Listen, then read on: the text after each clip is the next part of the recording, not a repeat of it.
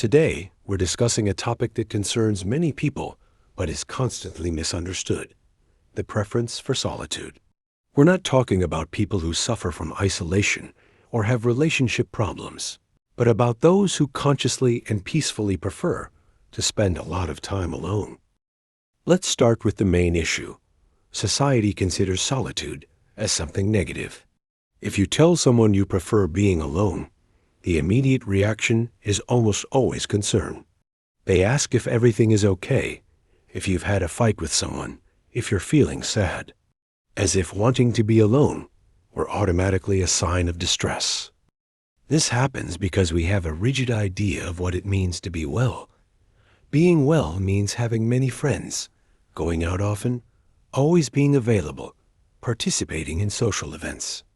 Those who don't behave this way are seen as strange, antisocial, or even worse, are pitied as if they were missing something fundamental. But this reasoning has a basic flaw. The fact that human beings are social creatures doesn't mean everyone must socialize with the same intensity and frequency. It simply means we need human connections, not that we must be constantly surrounded by other people. Think of energy like a battery. For some people, being around others recharges this battery. After a day of solitary work, they want to go out, see friends, talk, share. Socializing gives them energy. For other people, it works exactly the opposite way. Every social interaction drains energy from the battery, not because they don't like people or because they're shy, but simply because their brain works differently during social interactions. When these people socialize, their brain is constantly active.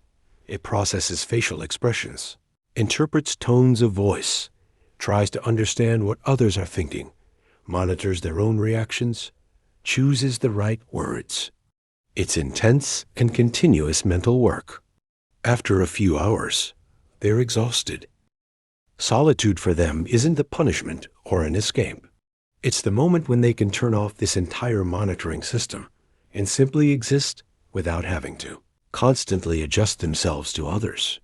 It's like finally taking off uncomfortable shoes after wearing them all day. Here we need to be very clear about something fundamental. There's an enormous difference between chosen solitude and forced isolation. They're two completely opposite situations that get confused too often. Isolation is when someone wants social connections but can't have them. Maybe they don't have social skills. Maybe they've been rejected. Maybe circumstances prevent them from meeting people. This situation is genuinely problematic and can lead to depression, anxiety, and serious health issues. Chosen solitude is completely different. It's when someone has the ability to socialize, could have friends and relationships if they wanted, but simply prefers to spend much of their time alone. These people aren't running away from anything. They're moving towards something: tranquility, concentration, inner space. People who choose solitude often have very deep relationships, but few of them. They might have 2 or 3 close friends they see occasionally, rather than 20 superficial acquaintances they see constantly. For them, quality matters much more than quantity. There are concrete reasons why some people's brains function better in solitude. First, there's the question of stimuli. Everything around us is a stimulus: sounds, lights, movements, voices, information.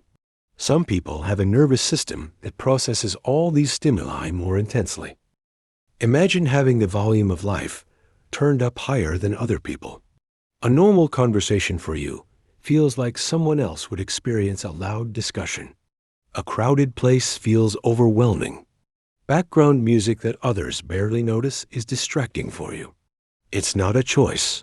It's how your nervous system works. For these people, solitude isn't empty or boring. It's the only environment where the volume of stimuli is tolerable.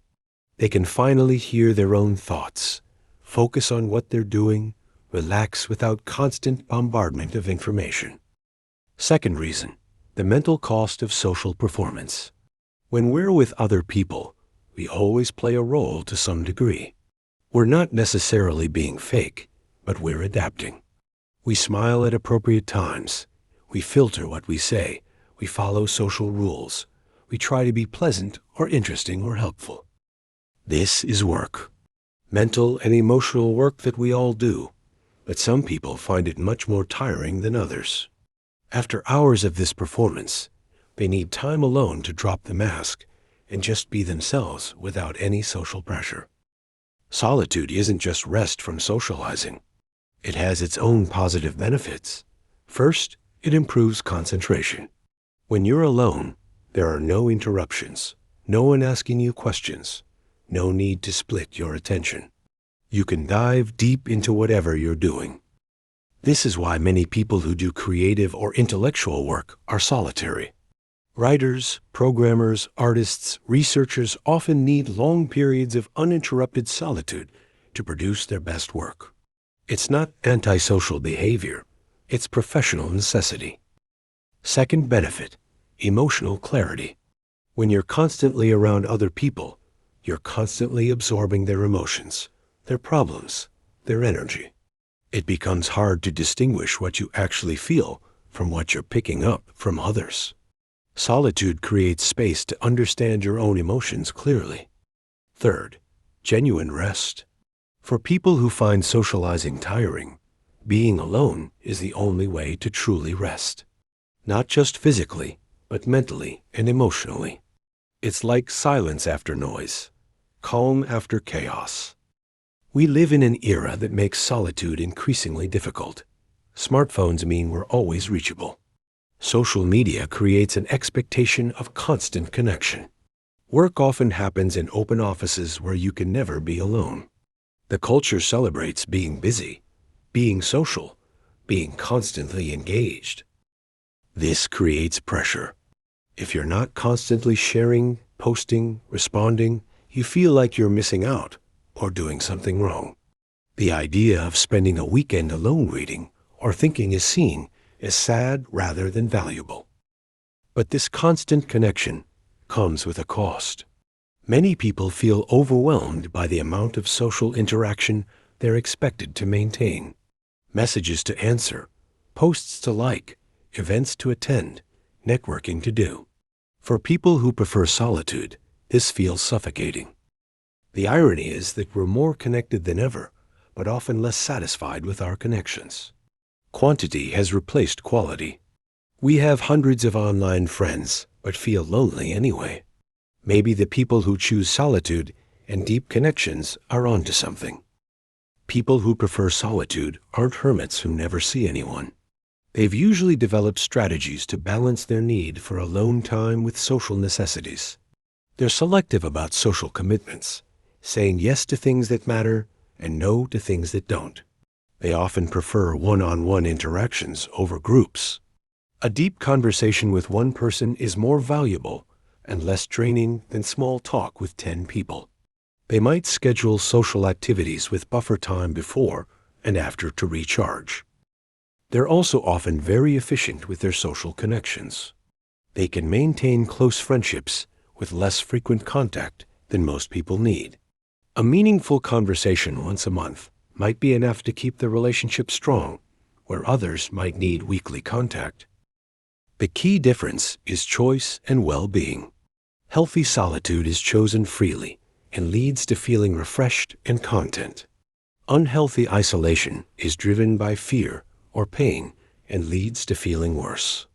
Someone who chooses solitude should still be capable of socializing when needed and should have at least a few meaningful connections. Perhaps the real issue is that we need to expand our understanding of what's normal and healthy. Just like some people need more sleep than others, or prefer different foods, or have different hobbies, people have different social needs. Someone who prefers solitude isn't broken or sad or missing out. They're simply different. They find fulfillment and energy in places other people don't. Their internal world is rich and engaging enough that they don't need constant external stimulation. The preference for solitude is a normal variation in human personality. Some brains are wired to recharge in quiet and solitude, just like some are wired to recharge through social connection. Neither is better or worse. They're just different. The important thing is distinguishing between chosen solitude, which is healthy and functional, and forced isolation, which is harmful. The first is a resource and a strength. The second is a genuine problem that needs addressing. In a society that often values extroversion and constant connection, people who prefer solitude may need to explain themselves repeatedly. But maybe we should flip the perspective. In an overstimulated and hyperconnected world, the ability to be content alone might not be a deficit, but an increasingly valuable resource. If you're someone who prefers solitude, there's nothing wrong with you. If you know someone like this, don't pity them or worry about them unless there are genuine signs of distress. Sometimes the quietest people are the most content, and the most alone are the least lonely. Thank you for taking this time to reflect with me. I hope you carry something from this conversation into your day, into your life. Be gentle with yourself until we meet again.